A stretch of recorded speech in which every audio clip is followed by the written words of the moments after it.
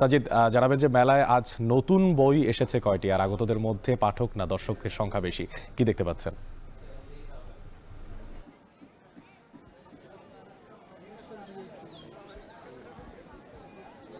অমর একুশে বইমেলার আজ তৃতীয় দিন এবং তৃতীয় দিনে এসে আমরা দেখতে পাচ্ছি যে বিকেল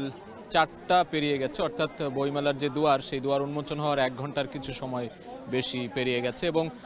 এই মুহূর্তে আসলে ক্রেতা দর্শনার্থী বা পাঠকের সংখ্যা আমরা দেখছি অন্যান্য দিনের তুলনায় কিন্তু অনেক বেড়েছে আজকে। একটি বিষয় জানিয়ে রেখে যে আজকে কিন্তু সরস্বতী পূজা ছিল। সরস্বতী পূজার যে আনুষ্ঠানিকতা সেটি জগন্নাথ হল এবং আশেপাশে যে ঢাকা বিশ্ববিদ্যালয় এলাকায় সেই আনুষ্ঠানিকতা পালন করে অনেক তরুণদেরকে আমরা দেখছি, তরুণ শিক্ষার্থীদেরকে আমরা আজকে এই মেলা প্রাঙ্গণে দেখছি যে তাদের আনাগোনা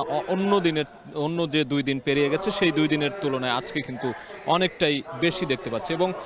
সময় যত গড়াবে, অর্থাৎ রাত 9টা পর্যন্ত বইমেলা চলবে, সেই বইমেলা যতক্ষণ চলবে,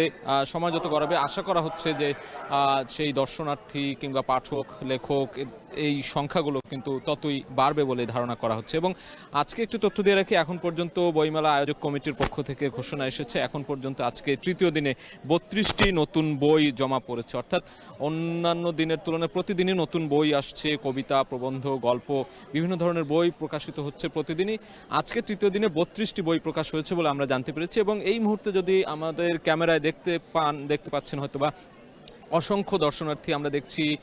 তারা বই দেখছেন, পছন্দের বই, কেউ কবিতার বই, কেউ প্রবন্ধ, গল্প, উপন্যাস, যার যেই পছন্দ সেই পছন্দ অনুযায়ী সেই স্টলে যাচ্ছেন, প্যাভিলিয়নগুলোতে যাচ্ছেন, ঘুরছেন, বই নেড়ে চেড়ে দেখছেন, কবিতা পড়ে দেখছেন, অনেকেই বইয়ের মলাট উল্টে দেখছেন,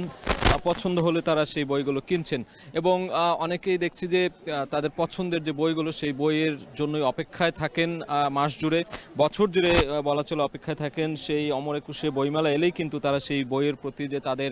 আগ্রহের যে জায়গাটি, সেই জায়গাটি কিন্তু আমরা দেখতে পাই এবং বইয়ের গন্ধে মাতোয়ারা হওয়ার যে বিষয়টি সেটিও কিন্তু পরিলক্ষিত হয় এই অমর একুশে বইমেলা এলে। তো সেই জায়গা থেকে আমরা দেখছি বিভিন্ন স্টলে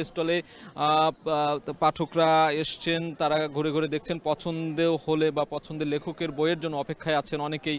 যে বইগুলো এখনো প্রকাশ হয়নি বা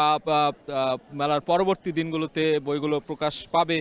এমন অপেক্ষাও কিন্তু আমরা করতে দেখেছি। তো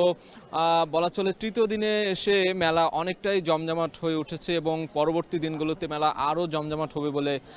এখানকার যে বইপ্রেমী পাঠক বা দর্শনার্থী যারা রয়েছেন তারা বলছেন। তো বইমেলা থেকে সবশেষ এই ছিল আমার কাছে তথ্য। অমর একুশে বইমেলা প্রাঙ্গণের থেকে সরাসরি যুক্ত ছিলেন সহকর্মী সাজিদ আরাফাত, জানাচ্ছিলেন সেখান থেকে নতুন বইয়ের সুবাস নিতে আসা দর্শনার্থীদের কথা।